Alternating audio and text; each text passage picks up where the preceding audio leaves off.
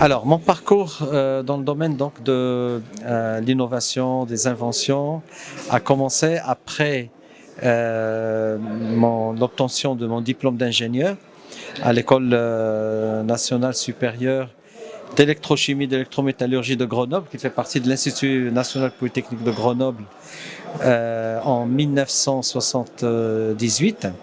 Et tout de suite, j'ai commencé le cycle doctoral dans un projet de recherche lié au développement des batteries rechargeables au lithium en utilisant des matériaux à base de graphite. Et donc ma première invention fut que l'anode en graphite qui permet justement de stocker le lithium d'une façon réversible et qui est utilisé comme pôle négatif aujourd'hui dans toutes les batteries au lithium.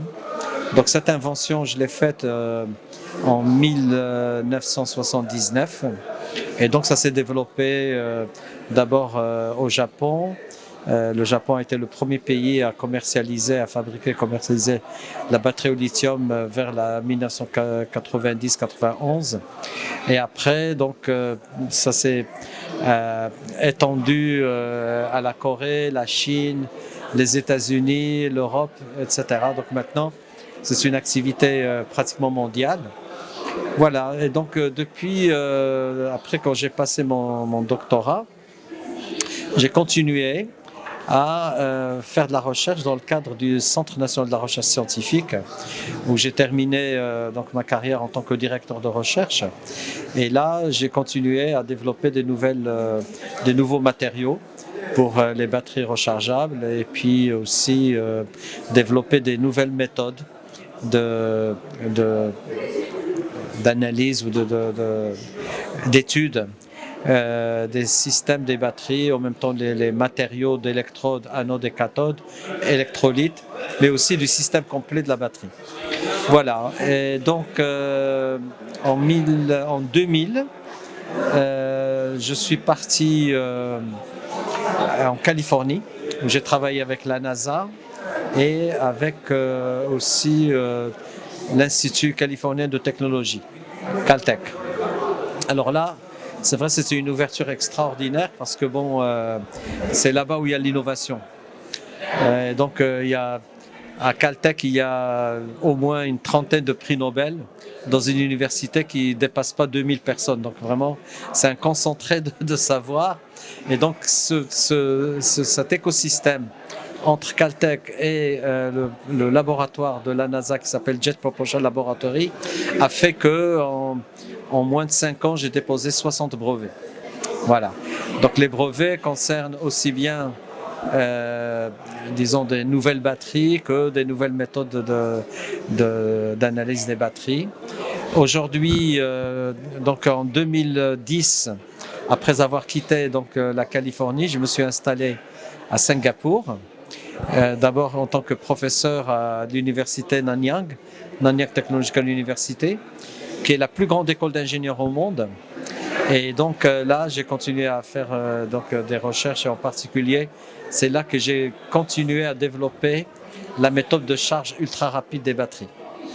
Et donc aujourd'hui, on est en 2025, j'ai un total d'environ 200 brevets et beaucoup de ces brevets ont un rapport avec la gestion des batteries, la gestion intelligente, qui inclut aussi bien des procédés que l'utilisation de l'intelligence artificielle pour améliorer les performances des batteries et en particulier améliorer la sécurité des batteries. Donc le dernier brevet qui nous a été délivré par le bureau américain des brevets, l'USPTO, concerne justement une nouvelle méthode de détection de ce qu'on appelle un court-circuit à l'intérieur de la batterie, qui est à l'origine de l'emballement thermique et de l'inflammation des batteries et puis l'explosion éventuellement. Et ça, il n'y a pas beaucoup de méthodes aujourd'hui fiables qui permettent de savoir si une batterie a un court-circuit. Et nous, on a résolu ce problème. Donc, On espère que par ce brevet, par cette invention, on améliore la sécurité et on réduit le nombre de personnes qui sont blessées ou même des fois perdent la vie, à cause des explosions de batterie.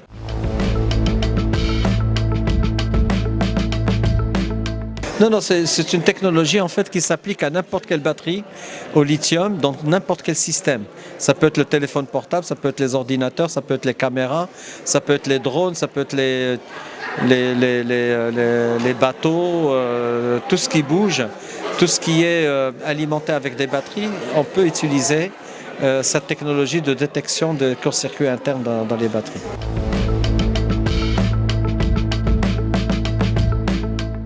Les défis actuellement, c'est vrai que c'est essayer de intéresser l'industrie des batteries, aussi bien les producteurs de batteries que les intégrateurs, les gens qui utilisent des batteries dans leur système, à développer justement, aller depuis le concept qu'on a jusqu'à la production de systèmes fiables qui permettent justement d'appliquer cette technologie de détection des courts-circuits internes. Pour l'instant, on n'en est pas là malheureusement, mais ça va venir parce que la sécurité, c'est quelque chose de très important, évidemment.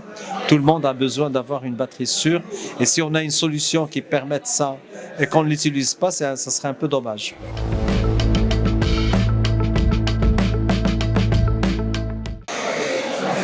C'est pas quelque chose de très simple à dire parce que le goût d'inventer, c'est quelque chose qui arrive généralement à très très bas âge. Donc en fait, c'est pas les enfants qu'il faut, regarder, c'est les parents et puis les éducateurs, de manière générale. Si un parent, une mère ou un père détectent dans leur garçon, leur fille, un besoin justement d'inventer, de créer des choses nouvelles, il ne faut pas qu'il le réprime, au contraire, il faut qu'il l'encourage et qu'il essaie de lui donner des conditions favorables pour développer leurs idées qui peuvent être très innovantes. Parce que l'avantage d'un enfant, c'est qu'il n'est pas encore formaté. Il a un esprit extrêmement ouvert et donc il peut avoir des idées auxquelles personne ne pense et donc il faut les encourager. Et avec ça, il faudrait que justement, qu'au fur et à mesure que l'enfant grandit, qu'il soit canalisé vers comment dirais-je, des centres de formation, des universités ou des laboratoires dans lesquels ils peuvent maintenant acquérir déjà un background scientifique parce qu'on ne peut pas inventer si on n'a pas une compréhension du problème. On invente, c'est parce qu'il y a un problème et qu'on cherche à trouver une solution. Et pour trouver une solution à un problème, il faut le comprendre. Et pour comprendre le problème, il faut avoir un background technique, scientifique qui permette justement de voir quelle est l'origine du problème. Voilà, donc par exemple le court-circuit interne, on sait que c'est à cause du court-circuit interne que les batteries s'enflamment. Donc ça, c'est une connaissance technique. Maintenant, une fois qu'on connaît la cause, on essaie de trouver la solution.